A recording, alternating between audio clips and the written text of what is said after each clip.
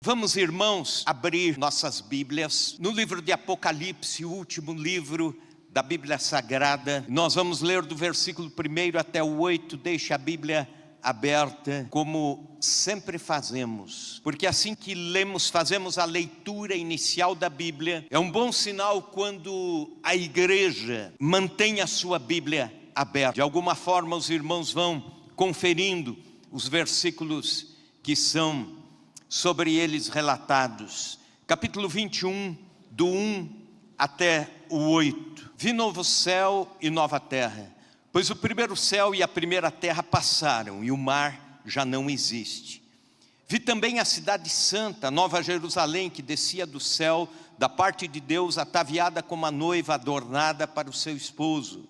Então ouvi grande voz vinda do trono, dizendo: eis o tabernáculo de Deus com os homens, Deus habitará com eles, eles serão um povo de Deus, e Deus mesmo estará com eles. E lhes enxugará dos olhos toda lágrima, e a morte não mais existirá, já não haverá luto, nem pranto, nem dor, porque as primeiras coisas passaram. E aquele que está sentado no trono disse: eis que faço nova todas as coisas, e acrescentou: escreve, porque estas palavras são fiéis e verdadeiras. Disse-me ainda: tudo está feito. Eu sou o alfa e o ômega, princípio e fim. Eu, a quem tem sede, darei de graça da fonte da água da vida. O vencedor herdará todas essas coisas. Eu serei seu Deus, ele será filho. Quanto, porém, aos covardes, incrédulos, aos abomináveis, aos assassinos, aos impuros, aos feiticeiros, aos idólatras e a todos os mentirosos, a parte deles, a parte que lhes cabe está no lago que arde com fogo e enxofre, a saber, a segunda morte. Senhor Deus, que a Tua palavra, neste dia em que encerramos a série, venha trazer bênção, venha nos alertar e venha nos animar, ó Deus, para o céu, nos animar para a eternidade, sabendo, Senhor, que a nossa vida não termina aqui, sabendo que aqui não é o fim, mas que, Senhor, temos as mansões eternas preparadas por Ti, e aguardamos, em nome de Jesus. Abre nossos ouvidos e mentes, nosso coração, e fala conosco. Amém e amém. Imagine que você está numa sala de cinema, o filme acabou e acaba de uma forma chocante. As pessoas que estão assistindo estão assustadas até com a forma que o filme termina. E quando nós vamos para o final do Apocalipse, é como se tudo fosse terminar no capítulo 20, versículos 11 até o 15, que diz: eu vi um grande trono branco e aquele que se assenta, de cuja presença fugiram os céus e a terra, e não se achou lugar para eles. Vi também os mortos, grandes e pequenos, postos em pé diante do trono. Então se abriram os livros. Então outro livro, o livro da vida, foi aberto, e os mortos foram julgados segundo as suas obras, conforme o que se achava escrito nos livros. Deu o mar os mortos e os que nele estavam, a morte e o além entregaram os mortos e os que nele havia, e foram julgados um por um, segundo as suas obras. Então a morte e o inferno foram lançados para dentro do lago de fogo. Esta é a segunda morte, o lago de fogo. E se alguém não foi achado inscrito no livro da vida, este foi lançado para dentro do lago de fogo. E aí o filme começa a passar, a terminar. Começam a aparecer aquelas letrinhas no final do filme, e você fica pensando: e agora? O que vem a seguir? Acabou e pronto, o juízo final aconteceu, a eternidade está selada. Já se falou sobre o inferno, já se falou sobre a condenação eterna, já se falou a forma com que os inimigos de Deus foram julgados e destruídos. Já se falou a respeito dos remidos que já estão nas bodas do Cordeiro. Mas será que é só isso? E como será o céu? Como será a eternidade? E aí você está com os olhos ainda no filme, pensando, e o final do filme chegou, mas de repente algumas cenas vêm em outra parte da tela, na parte de baixo, e vem subindo algumas cenas, e você diz: ufa, que bom, agora eu posso então, vendo toda a história terminar, eu posso conhecer um pouco do céu. E aí começam a aparecer algumas cenas do céu, do Apocalipse 21, do Apocalipse capítulo 22, e aí nós começamos a alegrar o coração e ter o fôlego. Por quê? Porque as cenas mostram que o paraíso perdido agora é reconquistado, que o homem caído no pecado agora é o homem glorificado. As cenas vão mostrando que Deus triunfou na história. As cenas vão mostrando que a igreja de Cristo triunfou, apesar de ameaças durante séculos e séculos contra a igreja do Senhor. Por fim, a igreja do Senhor está glorificada e triunfante. E essas cenas enchem o coração de alegria. Como é bom eu e você sabermos sobre o céu. Como é bom eu e você conhecermos como será o outro lado. Apesar de que não temos todas as informações na Bíblia Sagrada, alguém disse: nós vamos passar a eternidade conhecendo a Deus, vamos passar a eternidade conhecendo tudo que Deus preparou para nós, e seria impossível páginas de livros como a Bíblia trazerem a totalidade daquilo que é o céu. Mas o apóstolo João, na sua visão, traz algumas coisas importantes, alguns relatos importantes. Winston Churchill, político britânico, diz o seguinte, que a decadência moral da Inglaterra se deu, ele diz, pasmem, devido ao fato de pregadores cristãos terem deixado de pregar sobre o céu e sobre o inferno. E aí o evangelho passou a ter a perspectiva da terra para a terra, do aqui para o agora. A pregação sobre o céu traz profundas lições morais para a igreja, para o mundo, para nós cristãos. Jesus, por exemplo, alerta para ajuntarmos tesouro no céu. Mateus 6:20, Paulo diz que devemos pensar nas coisas do céu, porque somos cidadãos de lá. Colossenses 3:1, Jesus ensinou que devemos orar com o objetivo de pedir que o reino dos céus, o reino de Deus, desça à terra. Está em Mateus 6:10, o céu nos estimula à santidade. 2 Pedro 3:14, o céu nos ajuda a enfrentar o sofrimento de cabeça erguida. Romanos 8:18, o céu nos ajuda, nos livra da morte, do medo da morte. Filipenses 1:21, o céu nos ensina a renunciar o agora a favor do futuro. Está em Hebreus capítulo 11, versículos 10 a 26. Um pregador chamado Kreisel, que foi pastor em Dallas, Estados Unidos da América, e Jesus já o levou para morar no lar eterno. Ele tinha uma frase que se tornou conhecida entre nós cristãos. Ele dizia o seguinte: o céu é um lugar preparado para aqueles que foram preparados para ele. Você pode repetir isso comigo? O céu é um lugar preparado para aqueles que foram preparados para ele. É dessa forma que eu convido você a olhar para o texto bíblico. E o texto nos traz algumas perguntas, ou melhor, algumas respostas de perguntas que sempre fazemos. Por exemplo, perguntamos: como é o céu? Qual é a planta do novo mundo? Qual é a planta do novo céu e da nova terra? Quem vai e quem não vai morar no céu? Como será a vida no céu? Como alguém pode entrar no céu? Qual é o caminho para chegar lá? Então, respondendo por etapas aqui, a primeira delas: como será o céu? Como será a planta no céu?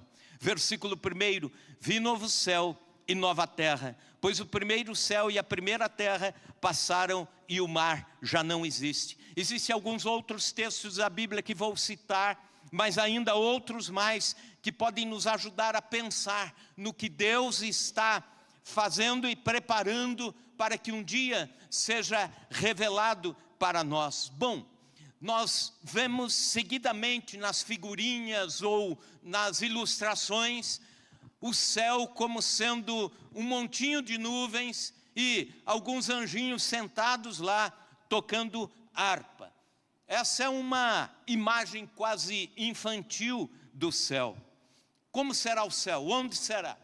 Será o mundo todo, o universo todo, maravilhosamente restaurado por Deus. Toda a criação restaurada, o universo na sua totalidade, como novo céu e nova terra. A redenção não só atingirá os crentes, mas também todo o universo, a natureza.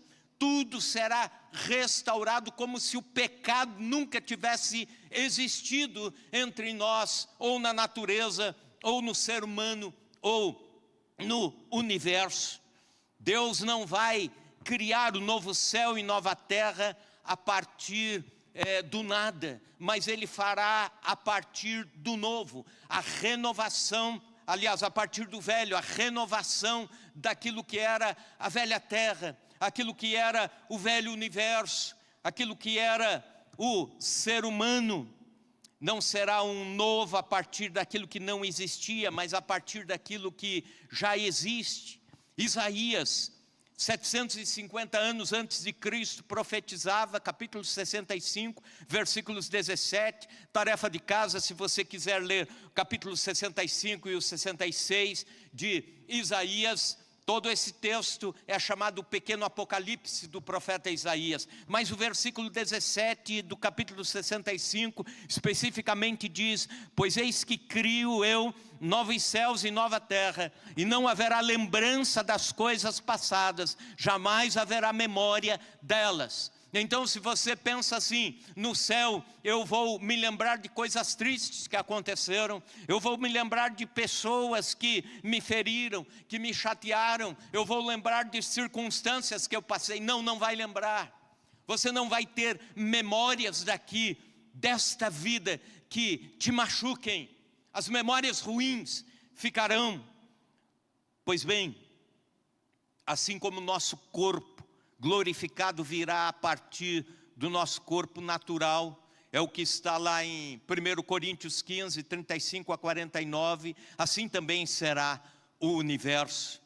Jesus afirmou que esse universo será redimido. Mateus 19, 28, Jesus lhes respondeu: em verdade vos digo que vós, os que me seguistes, falando com os discípulos, falando conosco naturalmente, quando na regeneração, falando então do novo céu e nova terra, o Filho do Homem se assentará no trono da sua glória, também vos assentareis em 12 tronos, falando de um povo organizado, a igreja do Senhor, para julgar as 12 tribos de Israel. Ou seja, assim como nossas vidas serão regeneradas, de um corpo corruptível para um corpo em glória, de um corpo mortal para um corpo imortal, e será este corpo, não será outro corpo. Você vai habitar a eternidade com este corpo, mas este corpo será glorificado. Este corpo será a semente para o corpo glorificado. Você pode ler isso com mais detalhes em 1 Coríntios capítulo 15. Pois bem, da mesma forma, esta terra, este planeta, será o embrião para aquilo que Deus tem a fazer de novo, a nova terra. O universo será o embrião daquilo que Deus tem a fazer do novo céu, nova terra, a partir daquilo que já existe. Então, pensando em algo, pensando nesta palavra novo céu e nova terra, essa expressão é o que a palavra de Deus nos traz. Mas também, outro detalhe, é interessante que não é espaço físico apenas. Apocalipse 21, versículo 3. Então ouvi grande voz vinda do trono dizendo: eis o tabernáculo de Deus com os homens. Deus habitará com eles. Eles serão povo de Deus e Deus mesmo estará com eles. Versículo 3. A igreja então, glorificada, ela não estará num espaço físico apenas, confinada. Não. Ela estará com Deus, na presença de Deus, do Deus do universo. Onde Deus está, ali é céu. Onde há ausência de Deus, ali é inferno. Presença de Deus eterna e sem nenhuma dificuldade de comunicação, de ligação com o nosso Deus. Hoje a temos por causa do pecado, porque estamos ainda num corpo corruptível, como eu já falei. Mas quando estivermos no corpo de glória, estaremos com Deus pela eternidade, sem nenhum ruído de comunicação. Estaremos com Deus absolutamente, sem nenhuma contaminação. Por exemplo, sem nenhuma contaminação social, sem nenhuma contaminação política, sem nenhuma contaminação das nações. E é por isso que em Apocalipse 21, versículo 1, existe a expressão: e o mar já não existe. Quando aparece essa figura do mar no Apocalipse, é o conjunto de nações. O próprio Apocalipse lá no início já traz a tradução dizendo que a figura do mar é a figura das nações em fúria, a figura das nações em turbulência. E João olha para esta figura das nações e chama isso de mar. No imaginário judaico e na igreja primitiva, o mar não era como nós pensamos hoje. O mar uma coisa boa, onde se vai na praia, leva as crianças, constroem castelos de areia, e a gente pega a brisa do mar, ou então viaja pelo mar. Não era assim. O mar trazia medo, era símbolo de separação, era símbolo de morte, era símbolo de fúria, era símbolo de tempestade. Para tanto que em Apocalipse 13, João diz: a besta sobe do mar. Em outras palavras, o sistema que atormentará o mundo sobe da fúria das nações. Portanto, o mar era selvageria, força indomável, rebelião e assim por diante. E João diz: o mar já não existe. Aleluia. Viveremos o céu, viveremos a presença de Deus. Novo céu e nova terra, na mais perfeita paz entre todos os que tiverem redimidos. Aleluia. Esta é a planta do céu. Mas também, quem são os cidadãos do céu? Tendo estudado como será esse novo céu e nova terra, é importante a gente começar pensando, por exemplo, quem não estará lá. Veja comigo o versículo 8. Quanto, porém, aos covardes, aos incrédulos, aos abomináveis, aos assassinos, aos impuros, aos feiticeiros, aos idólatras e a todos os mentirosos, a parte que lhes cabe será no lago que arde com fogo e enxofre, a saber, a segunda morte. Então vamos começar pensando quem não vai estar no céu. Quem não vai estar no novo céu e na nova terra. O texto começa trazendo pelo menos 8 tipos, mas poderiam ser milhares de tipos de pecados que afastam o ser humano de Deus. Começa pelos covardes. A tradução desta palavra tem a ver com aqueles que fogem das consequências de assumirem publicamente a sua fé em Cristo, o Evangelho de Cristo. Gente que se amedronta frente às consequências de erguer a cabeça e dizer: sou cristão. Quando se trata da covardia no Novo Testamento, provavelmente está se falando a respeito de pessoas que negavam a Cristo mediante pressões. Quanto aos incrédulos, aqueles que seguem pelo caminho oposto da fé, aqueles que não têm fé, aqueles que desacreditam, descreem das coisas espirituais, dos valores de Deus, da palavra de Deus, do poder da oração, do poder transformador do nosso Senhor.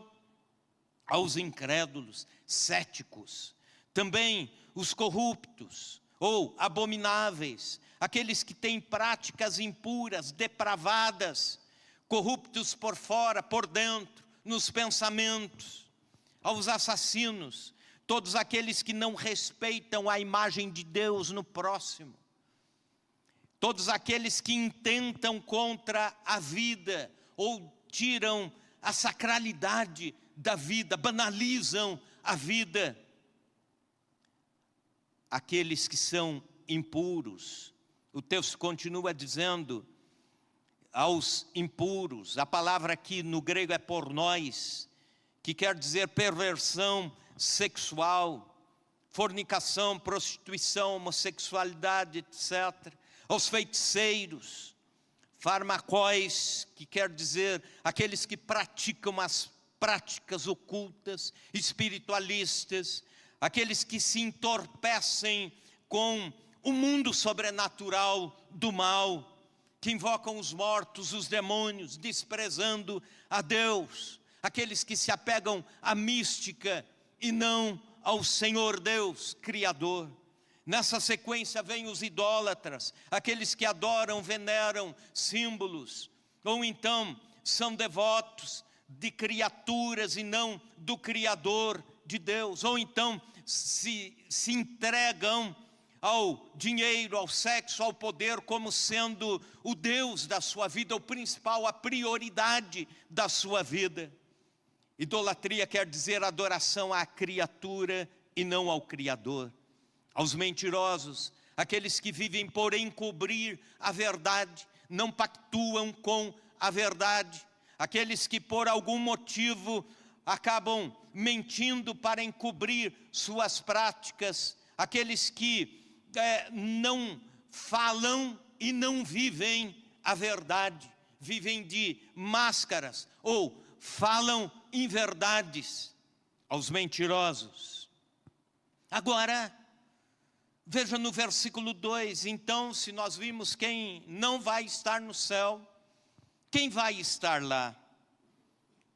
Versículo 2, é uma figura bastante genérica, não é tão detalhada como foi o versículo 1.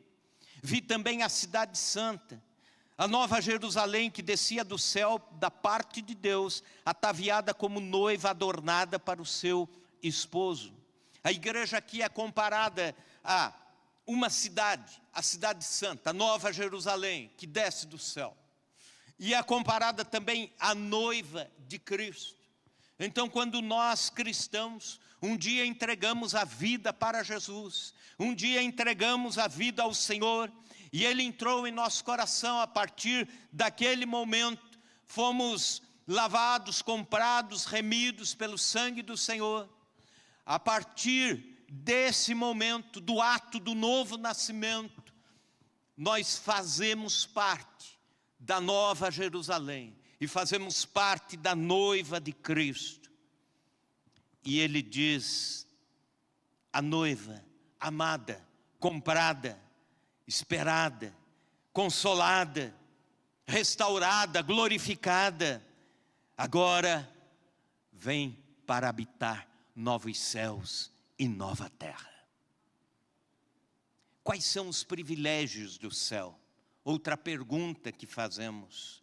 Se nós vimos como será o céu, se nós vimos quem estará, quem não estará, veja comigo o versículo 4. E lhes enxugará dos olhos toda lágrima, e a morte já não existirá. Já não haverá luto, nem pranto, nem dor, porque as primeiras coisas passaram. Há 3 verdades que merecem destaque neste versículo. Primeira delas, no céu não haverá dor. A dor é consequência de um dia no Éden. Todos nós, seres humanos, mesmo nós que estamos vivendo aqui em pleno século 21, carregarmos as consequências do pecado, carregarmos as consequências do mundo pecaminoso, do mundo corrupto, de uma sociedade corrupta. E isso gera dores na alma.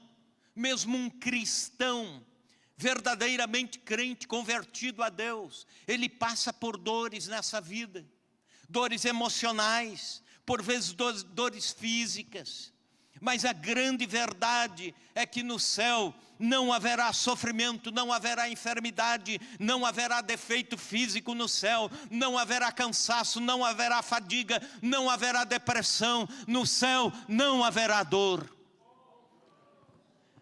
O céu é o lugar de prazer junto com Deus, prazer em Deus. A outra verdade, no céu não haverá lágrima, não haverá choro nas ruas da Nova Jerusalém, não haverá choro no novo céu e nova terra. Nós choramos ao longo da vida, todos nós, cristãos ou não, salvos ou perdidos, choramos. Choramos pelos filhos, choramos pela família, choramos pela igreja, choramos pela nossa pátria, choramos pelo mundo, choramos por tanta coisa que nos entristece. Entramos no mundo chorando, e quando sair do mundo, ou sairemos chorando, ou alguém vai estar chorando por nós. Essa é a verdade, as lágrimas nos acompanham do nascer ao morrer, mas a grande verdade é que no céu não haverá lágrima, não haverá tristeza, não haverá choro. Terceira verdade contida nesse versículo é que no céu não haverá morte. A morte foi lançada já no lago de fogo, Apocalipse 20:15, e ela não poderá mais nos atingir. Ela foi tragada, seremos revestidos da imortalidade. Assim como Cristo ressurge em corpo de glória, e aí ele volta ao céu, na ascensão ao céu, para a eternidade, assim nós, que estamos em Cristo, um dia ressuscitaremos em corpo de glória, e estaremos livres para sempre da morte. Tragada foi a morte pela vitória. No céu nós não vamos ver vestes mortuárias, no céu não vamos ver velórios, enterros. Há um hino da harpa cristã dizendo: no céu o luto é banido, enterros não hão de passar. Não vamos ver cemitério no céu não há despedida, não há separação, não há acidente, não há morte, não há adeus. O céu é o lugar onde reina a vida. Então o que haverá no céu? A vida no céu será como uma grande festa de casamento que nunca termina. Versículo 2. Vi também a cidade santa, Nova Jerusalém, que descia do céu da parte de Deus, ataviada como noiva, adornada para o seu esposo. As bodas passavam por 4 fases. Assim como o casamento ocidental passa por fases. Namoro para conhecimento. Depois vem o noivado, que você decide, bom, já conheço tudo que precisava conhecer dessa pessoa, ela conhece de mim, então vamos firmar um compromisso e vamos agora começar a planejar juntos a vida. Aí a segunda etapa, o noivado. A terceira etapa, o casamento. E aí, para o resto da vida, juntos. O céu é comparado à última etapa, a etapa do encontro da noiva com o noivo. A etapa da alegria, da festividade. Você já imaginou uma festa bem gostosa, uma festa bem alegre, de celebração, uma festa de casamento? mas que nunca terá fim. Que nunca o horário vai chegar e você cansar de dizer, tenho que ir embora porque amanhã tenho que trabalhar. Não, é uma festa que nunca terá fim. Esse é o céu. O céu será profundamente envolvido pela presença de Deus. Já lemos o versículo 3, que diz, eis o tabernáculo de Deus com os homens. Em outras palavras, Deus habitando com os homens. Deus habitará com eles. Eles serão povos de Deus. E Deus mesmo estará com eles. O céu é céu porque Deus está no céu. O céu é o ambiente que é porque Deus estará. A palavra tabernáculo quer dizer habitar, quer dizer vir acampar. E a ideia do tabernáculo de Deus descendo entre os homens é Deus presente, Deus habitando, Deus acampando entre nós. Novo céu e nova terra, veremos Cristo face a face como Ele é. Não haverá mais separação entre nós os crentes e o Cristo que nos salvou na cruz do Calvário. A glória do Senhor vai brilhar sobre nós. Seremos eternamente a noiva de Cristo, aquele que nos comprou. Mas também o céu é um lugar de profunda comunhão com Deus. No céu teremos profunda comunhão com Ele. Deus habitará conosco, seremos chamados povos de Deus. Aqui nós temos divisas entre nós, divisões. Se existem divisões até mesmo entre uma única igreja local, imagine como é quando existem divisões entre crentes e crentes, entre denominações. Um cristianismo departamentalizado, e lá no céu nós não seremos assim. Conta-se que alguém foi até o inferno, chegou no inferno pela porta, pela fresta, olhando lá para dentro, perguntou para alguém que estava pertinho sobre as religiões e igrejas. Perguntou, escuta, me diz uma coisa, tem presbiterianos independentes aí dentro? E aí o cara falou, tem sim. Tem assembleianos aí dentro? Tem. Aí no inferno tem batistas? Tem.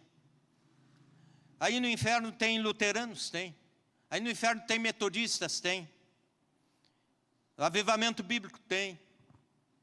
E ele ficou muito abatido e preocupado, de cabeça baixa. E aí ele chega no céu, na porta do céu, e pergunta a mesma coisa, dá uma espiada e pergunta, escuta, tem aí presbiterianos independentes? Não. Tem batistas? Não, não tem. Tem assembleianos? Não tem. Tem metodistas? Não tem. Tem luteranos? Não tem. Do avivamento bíblico? Tem? Não, não tem. Afinal, então, quem está aí?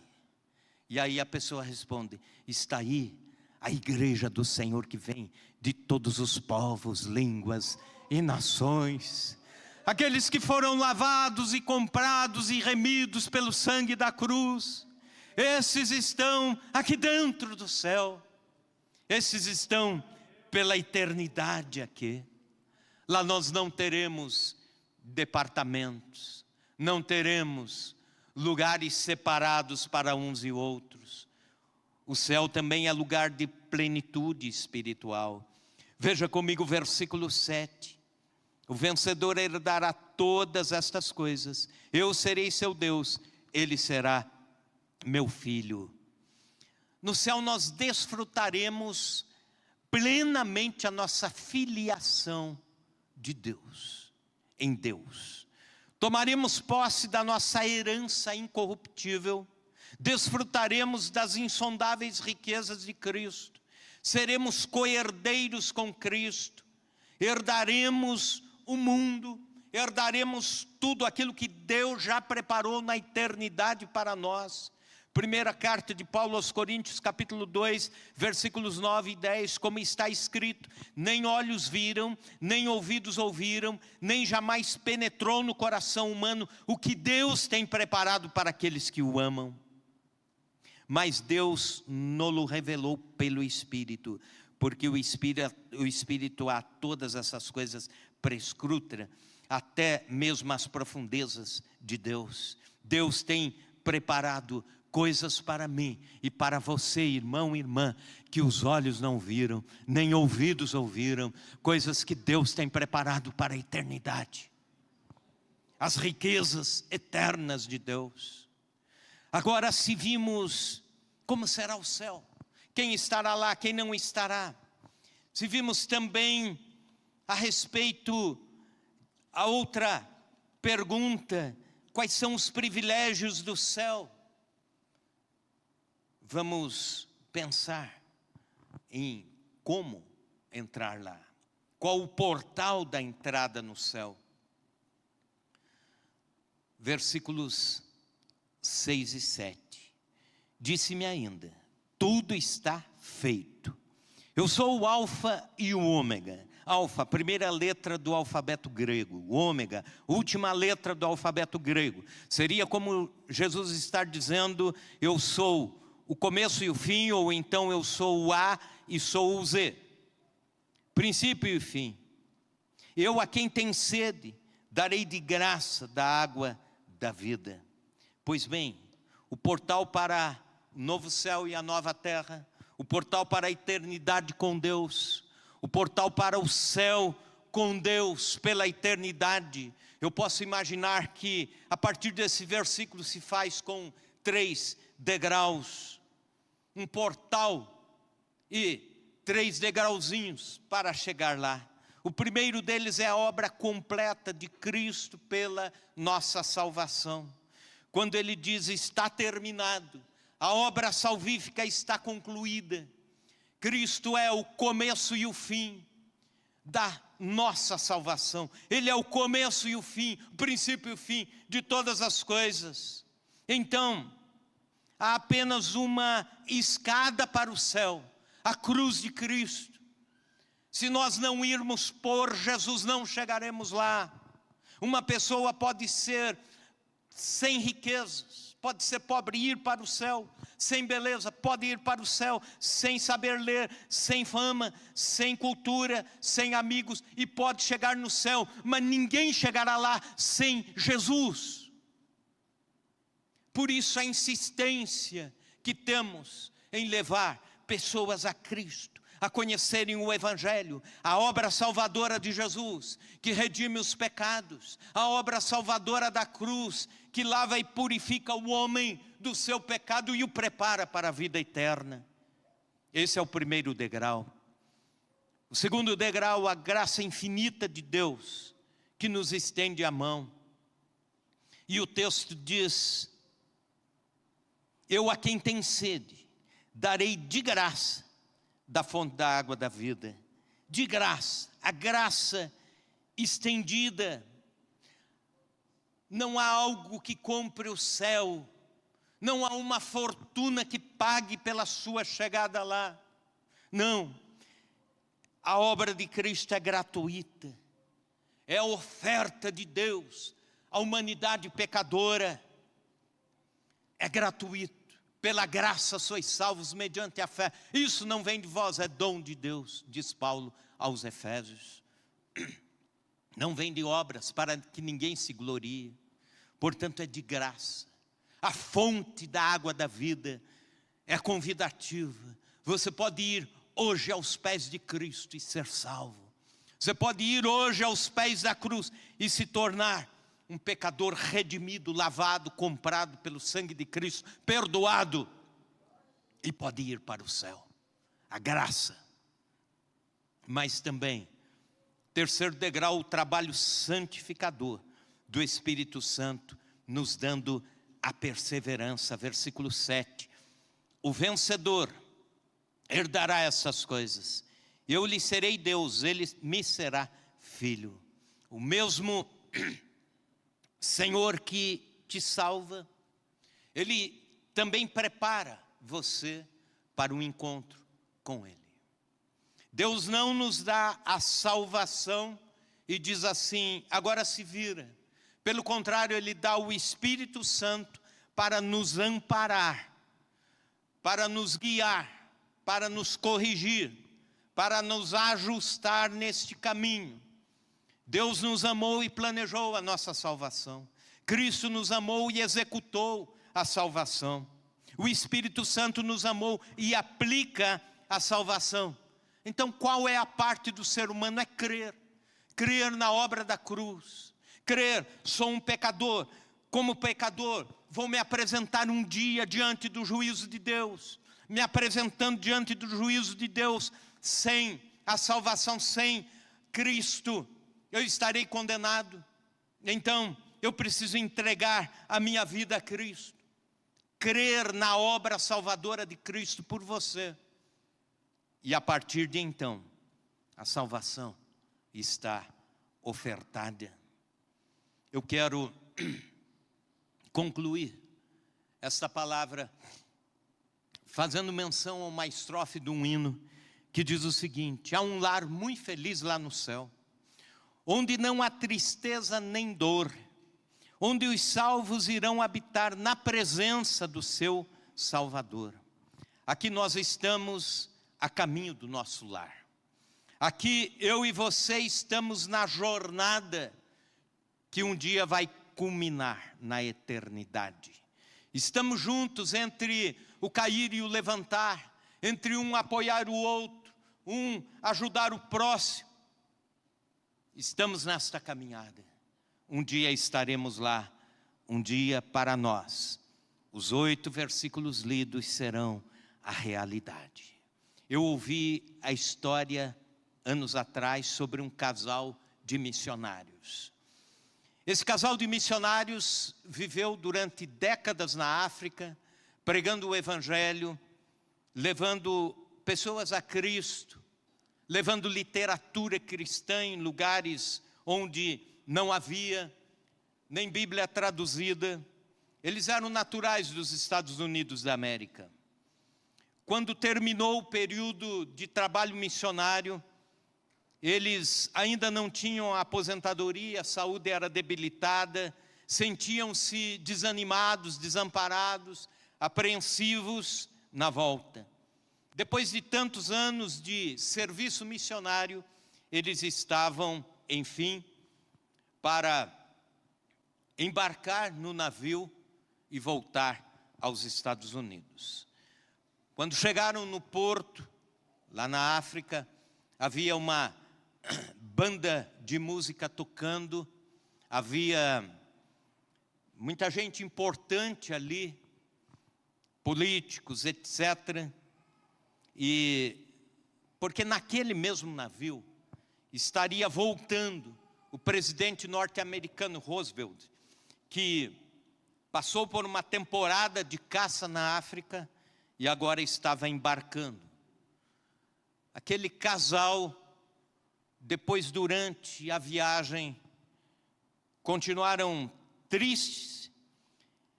E o missionário falou para a missionária, dizendo: poxa, nós demos a vida pela África. Nós trouxemos as melhores riquezas do mundo espiritual, o Evangelho para este povo. Sacrificamos nossas vidas. Nossos filhinhos morreram em solo africano. E não tivemos ninguém para se despedir de nós aqui na nossa saída, no nosso embarque. Pelo contrário, o presidente veio para uma temporada de caça e há uma festa de despedida no embarque dele. E assim eles voltaram.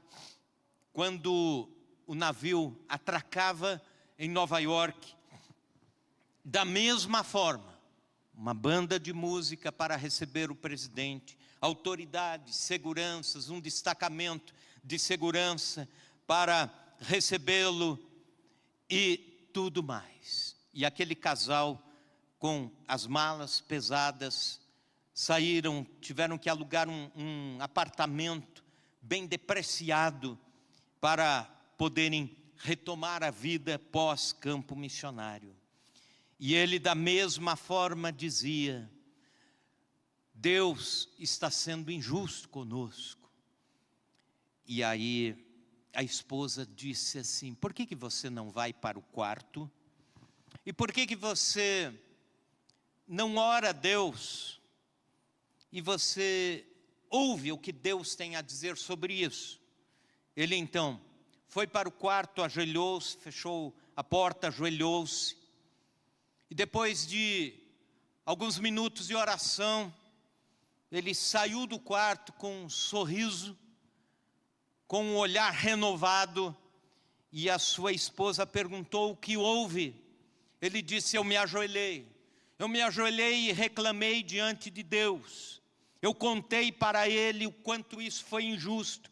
Eu contei especialmente como foi ruim chegar em casa e não ter nenhum amparo. E o que foi que Deus respondeu?